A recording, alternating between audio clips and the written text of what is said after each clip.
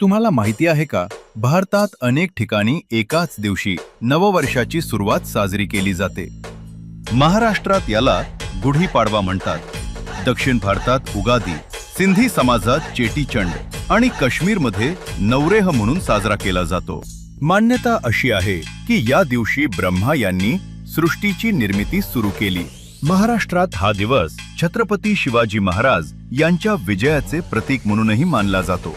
या दिवशी लोक घरासमोर गुढी उभारतात. बांबूच्या काठीवर रेशमी कापड, वर तांब्याचा कलश आणि त्यासोबत कडुलिंबाची पाने व गूळ लावला जातो. ही गुढी म्हणजे विजयाचा झेंडा मानला जातो. ती नवीन वर्षात यश, समृद्धी आणि आनंदाचे स्वागत करते. जशी गुढी उंच उभारून विजयाचे प्रतीक बनते, तशीच प्रत्येक नवीन वर्ष आपल्याला आपल्या व्यवसायाला नव्या उंचीवर नेण्याची संधी देते. गुढीपाडव्याच्या हार्दिक शुभेच्छा. नवीन वर्ष तुमच्या आयुष्यात आणि व्यवसायात भरभराट घेऊन येवो.